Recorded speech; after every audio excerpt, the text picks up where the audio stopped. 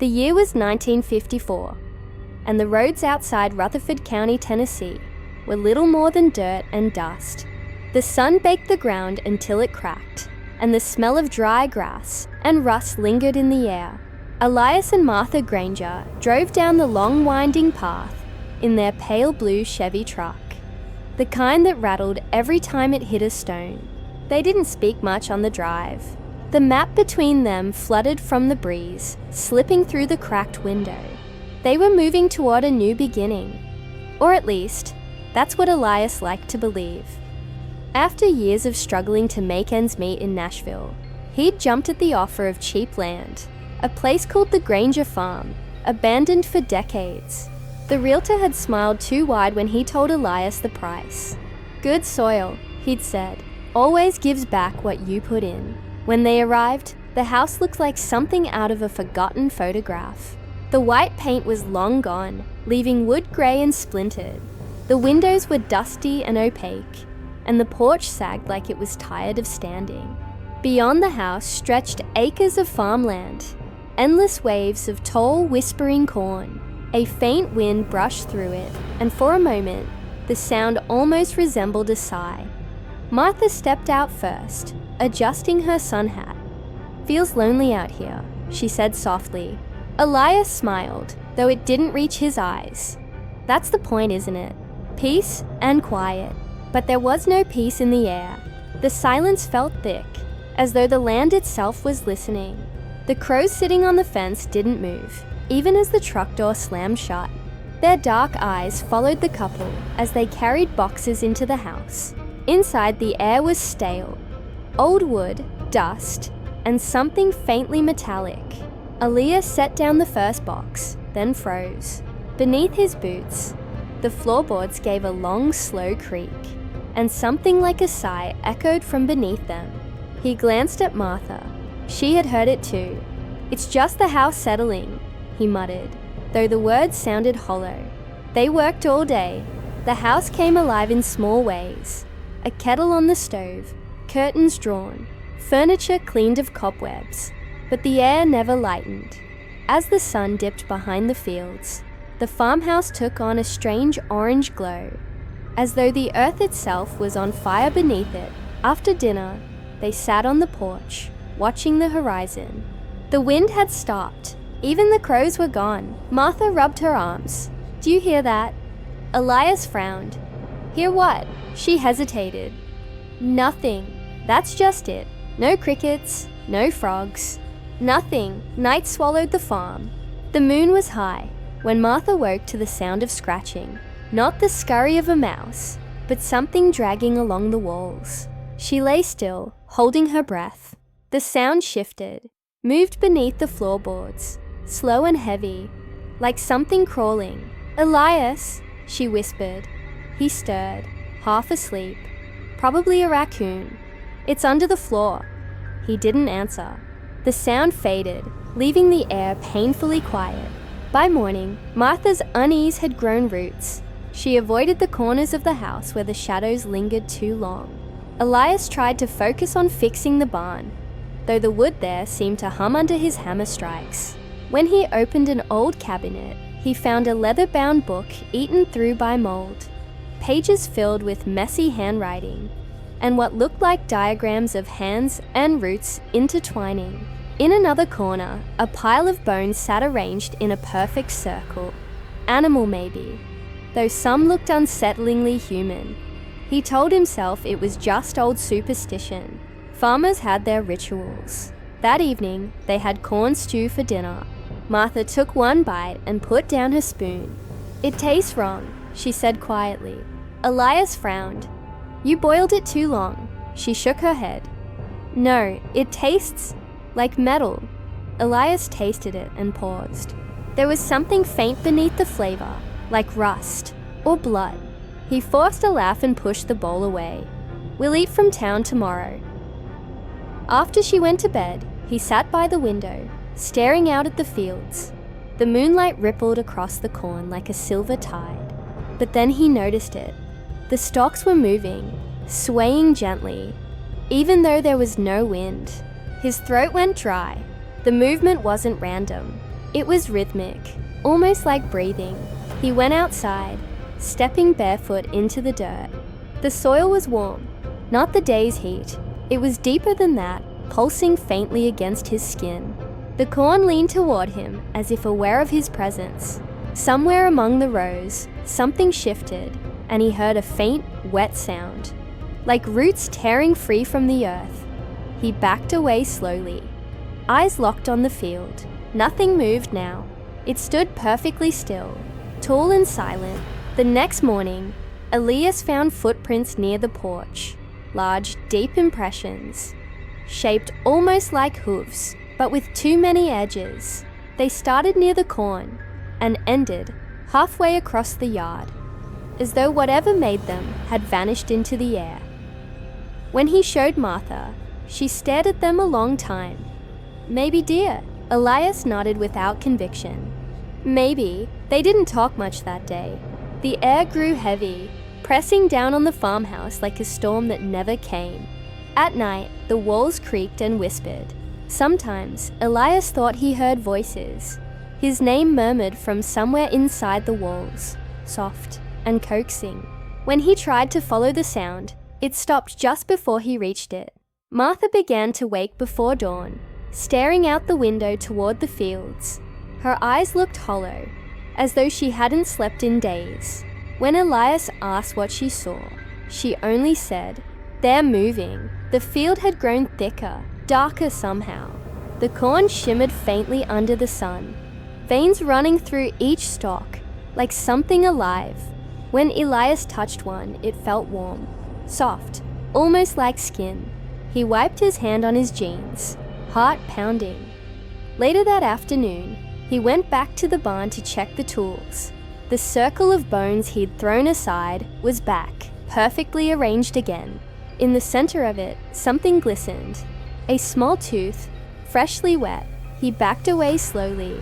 That night, as they ate dinner in silence, Martha spoke suddenly.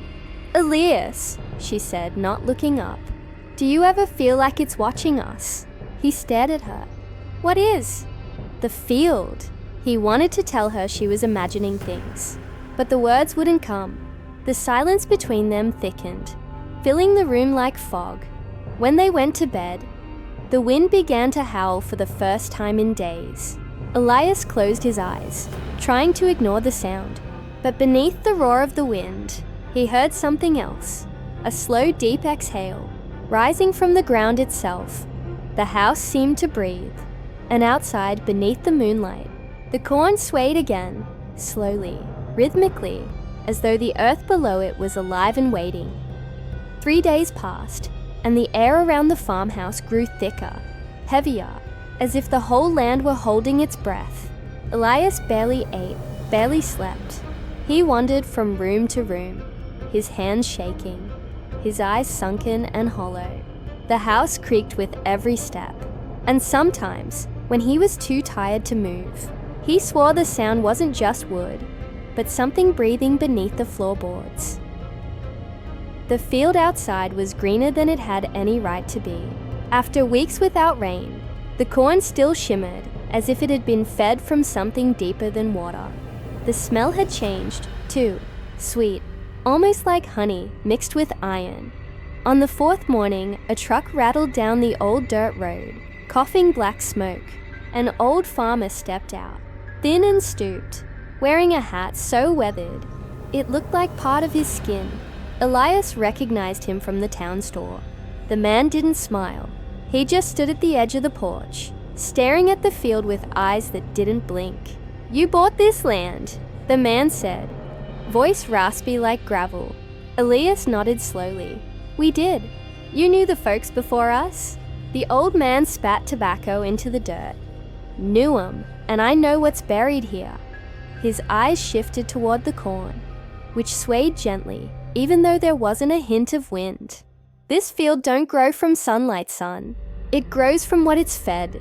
Elias frowned, trying to laugh it off. "You mean fertilizer?" The man shook his head. "No, I mean it feeds. The earth here, it takes what it wants. Always has. Don't matter who lives in that house. Don't matter what they plant. The ground remembers. Elias tried to ask what he meant, but the old man was already walking back to his truck. He paused once, looking over his shoulder. "You hear her calling from the field. You don't answer," he said. "You run." Then he was gone, his truck disappearing into the horizon like a bad memory. That night, thunder rolled across the hills, but the sky remained dry. No lightning, no clouds, just that sound rumbling from nowhere. The wind pressed against the windows, making them shudder. Elias sat alone in the living room, the lantern flickering weakly. Martha had been quiet all day, moving like someone half awake. She went to bed early, her steps slow and heavy. At some point, Elias must have dozed off. He woke to the sound of the back door creaking open. The lantern flame shivered. "Martha," he called. There was no answer, just the rhythmic thrum of something outside. It wasn't thunder. It was steadier, like a slow heartbeat pulsing through the walls. He stepped out onto the porch. The air was so thick, it felt like he was walking through smoke. "Martha!" The field was alive with movement. The corn swayed in waves, bending in strange, synchronized patterns. Between the stalks, faint lights flickered, soft glows that looked like lanterns being carried through the rows. And then, faintly, he heard it. "Elias." The voice was unmistakable. "Martha's." He froze. "Martha, where are you?" The voice came again, closer this time. "Elias, come to me." Lantern in hand, he stepped off the porch and into the field. The soil squelched under his boots, wet and warm, like stepping into fresh clay. The stalks brushed against his shoulders, whispering softly in the windless night. He could smell that same sweetness again, thick, metallic, clinging to the back of his throat. "Keep talking," he said. "I'm coming," but the voice didn't sound right anymore. It wavered, split into two tones. One familiar, one wrong. He turned in circles, unable to find where it came from. Then he saw it. At the center of the field, where the corn formed a perfect ring, the ground glowed faintly red.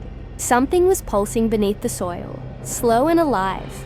He stumbled forward, the light of his lantern trembling across the earth. The dirt rose and fell as if something underneath was breathing. "Martha." A hand broke through the ground, pale, mud-soaked, human. It twitched once, fingers curling toward him. He dropped the lantern. "Martha!" he shouted, dropping to his knees.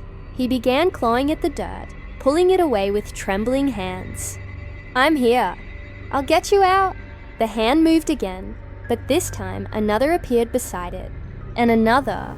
The earth began to split open, roots slithering out like veins. They wrapped around his wrists, thin and strong, pulling him downward. "Let me go." Elias screamed, trying to wrench free, but the ground was alive, moving beneath him like water. The soil began to swallow his legs, the pressure crushing, suffocating. He gasped as the scent of rot filled his lungs. And then he saw her face. Martha's face formed in the soil, her eyes wide, her lips moving soundlessly. For a moment, it looked like she was pleading, but then she smiled. It wasn't the smile he knew. It was something stretched, too wide, too wrong. The last thing Elias heard before the earth closed over him was her whisper. The field always feeds. The ground sealed shut. The glow faded. Silence returned. By morning, the farmhouse stood quiet again. The porch creaked gently in the rising wind. The fields were greener than ever, the corn standing tall and proud, glistening with dew that wasn't dew at all. Weeks passed. The wind carried a faint hum that only came at night. Locals who passed by on the road swore they saw figures standing among the stalks when the moon was full, shapes that didn't move like people. No one stayed long enough to find out. Months later, another couple arrived. A young pair from Nashville this time, smiling, hopeful, looking for a place to start fresh. The realtor met them at the gate, papers in hand, his smile polite and empty.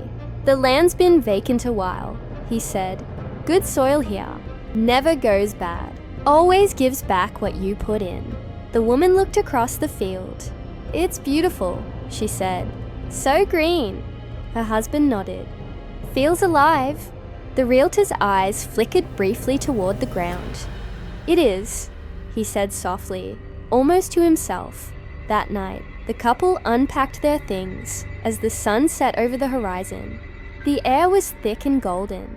A crow landed on the porch railing, watching silently as the man carried the first box through the door. The woman stood for a moment, gazing at the endless rows of corn, glowing faintly in the fading light. Do you hear that? She asked. Her husband stopped. Hear what? She frowned. Nothing. That's just it. It's too quiet, he laughed, brushing it off. But as they went inside, the crow flapped away, its wings cutting through the silence.